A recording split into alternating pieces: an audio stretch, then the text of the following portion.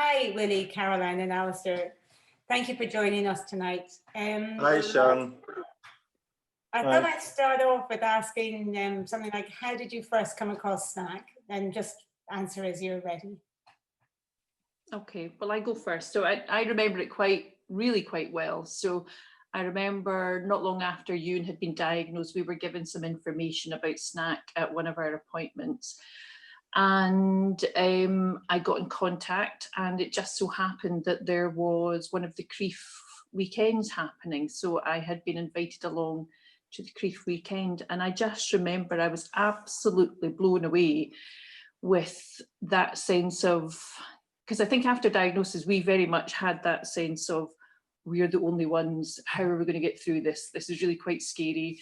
And I suppose we were really fortuitous that the Creef weekend came along so close after Ewan being diagnosed, because that weekend just allowed us to really connect with other people who had more of a history, more experience. They weren't quite so new to it. So that just, I mean, I remember really feeling as if we had been sort of wrapped up with lots of education and love and support, and just a real genuine sense of being understood, that worries weren't small worries, they were quite big worries, and everyone was having them, and it was and I think we felt better straight away, because we just didn't know what to expect, and then all of a sudden you're able to speak face to face with a consultant or with other parents, and it made it, we went home on the Sunday night and we felt much happier about, well, not happy, but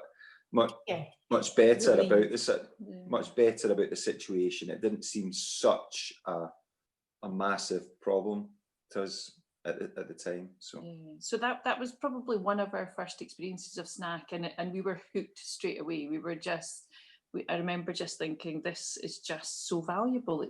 What a great thing to have, and what a huge difference it made to us at the very, very start of our journey. So it was amazing, absolutely amazing.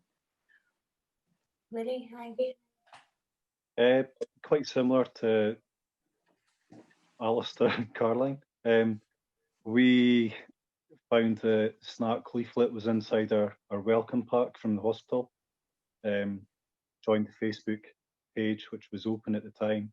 I remember for like 3 or 4 nights just scrolling back through everything that people had been typing in and everyone's answers to it, and just in that 2 or 3 nights got so much more information than we'd had in like months.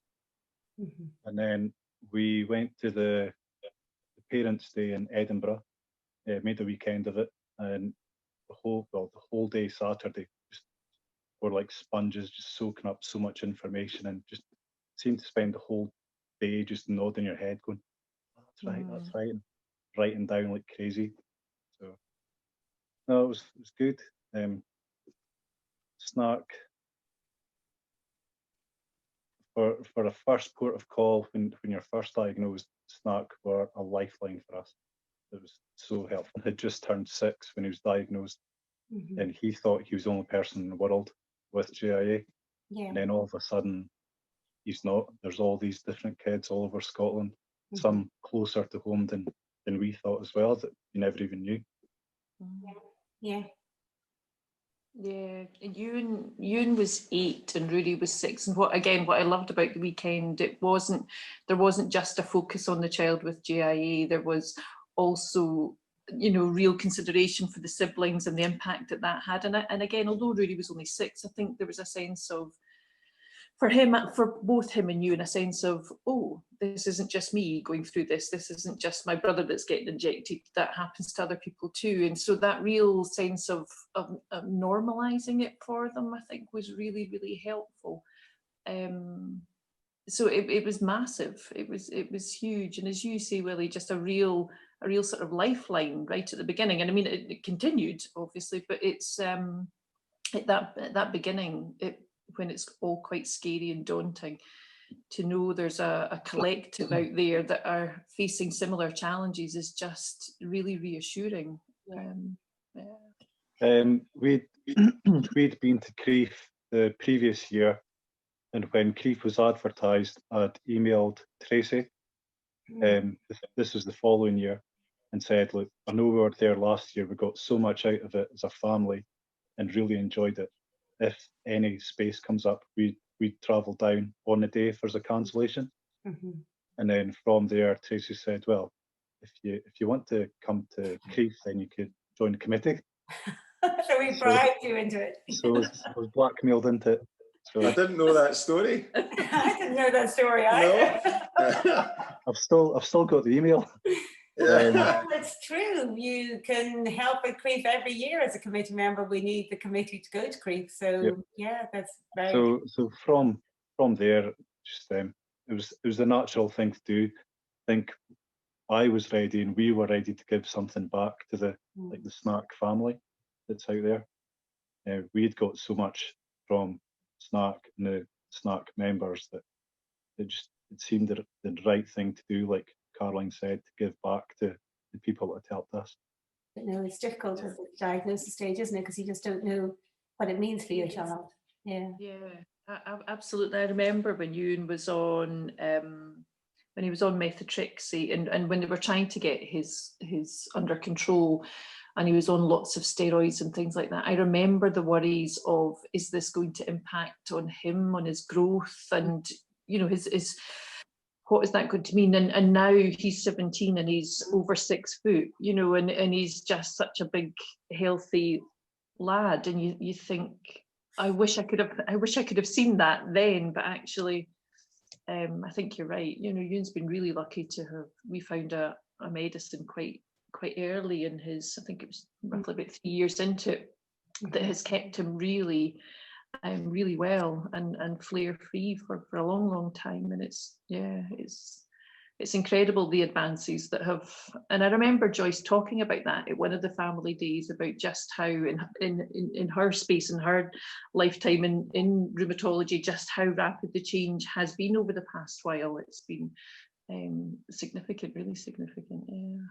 Yeah. But again, there was something really when you were talking about just raising awareness. Again, I think that's another lovely thing that SNAC does.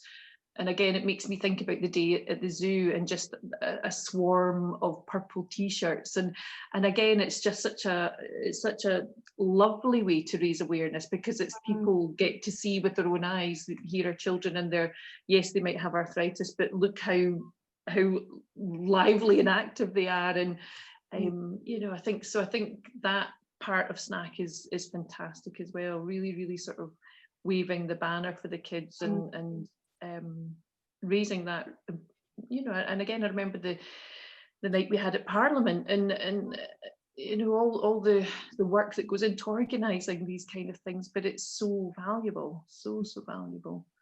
Okay, where do you think SNAC should go in the future? What do you think we can do going ahead, or do we just continue what we're doing? What do you both feel? I think it's doing a great job as it is. I think I just think it's really important that it just needs to keep refreshing itself. And and I think that has happened through the years. Get different ideas and different different sort of people with different energies and different skills at different times. And I think continue doing this sort of work that's being done, and I think if that can be achieved, then I've done a great job. Yeah, I agree. Yeah, I think Alistair's just hit the nail on the head with that. I agree. Absolutely. I think it does such a good job, and I think because it keeps itself quite focused in terms of, these are our aims, this is what we want to do. And I think there could be a danger of trying to do too much and it becomes diluted in some sort of a way. But I think it does what it does incredibly well. And I think if that can be maintained, and I think that is always the challenge, isn't it, is can it be maintained? And I know from lots of other committees that I've been on, often there's an assumption that, well, there'll always be committee members, there'll always be people willing to do it, but actually often it can be difficult to get people on. But I think you're right, that the refreshing part, because the kids do grow older, and so you lose touch of what's fun and what's important and relevant to certain age groups. And and I think although there's still a benefit from people that will be coming to SNAC just now, being able to speak to people that are, you know, at the other end of the SNAC journey, if you like, that's still an important link to have. I think once you're coming towards the, you know, your children, Ewan's now in adult services, so I think it's still helpful to have that connection, but it's probably more relevant to have committee members that kids are still of the age that they're looking to support. So it's yeah, but I mean, just such an incredible job is done by SNAC. And I think if it can just continue to do what it does so well, then it would be yes, you know. I totally agree. Yeah, and I guess just on your point of committee members, I guess, for example, if you have people who are local to the area, they're much better. Like, so for example, Tracy and I are both Edinburgh and have been from the start. And actually and then there's other Edinburgh people now on the committee as well. But it's always really important to try and get committee members from across Scotland, because otherwise you end up, I couldn't tell you where to book an event in Lanarkshire, for example, or up in, I don't, Willie's going to say something funny here about Aberdeen. Please don't mention my Scottish geography, Willie, please. That was another thing I remember. Sharon texting me. Someone from Dornoch had asked for a SNAC flag for a fundraising event. Our daughter and her were doing a cycle, like 20 miles or something. And I'm like, right, okay. You know how far away Dornoch is?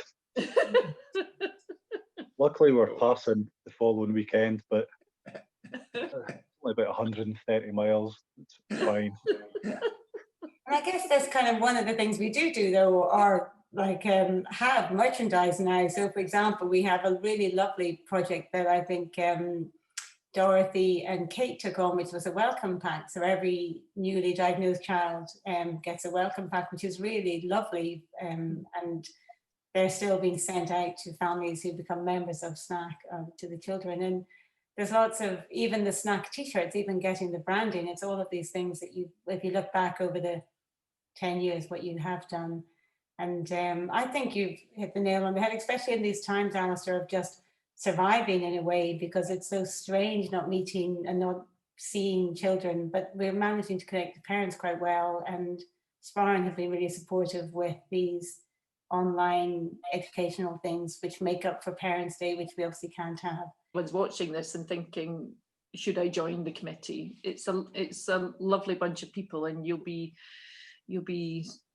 have a good laugh and you'll have a good time, and you'll help the charity move forward and continue and sustain, and that's really, really important. And there's probably nothing more rewarding. Yeah, and it doesn't need to be a lifetime commitment either. And you know, I would think any help is good help, you know, especially when it's a small parent run voluntary organisation, which it is. And you know, you just need to, in my view, just expand and contract according to how many people you have helping and what the energy is. And you know, if you have a lot of people there, you can do a lot. If you don't have a lot of people, you just maintain. Yeah, absolutely. But great, you know, great charity and great job. And Caroline's right. You know, it's good fun. So highly recommend it. Yeah, thank you. I was on committee for, I think it was 5 years, and I can honestly say I loved every minute of it.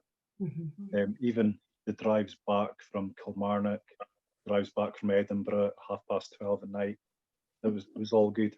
And if anyone is thinking of joining the committee, if you can help one person, then that's like that one person that helped you before. You're always giving that bit back. So it's everyone's got knowledge, so it's good to pass it on.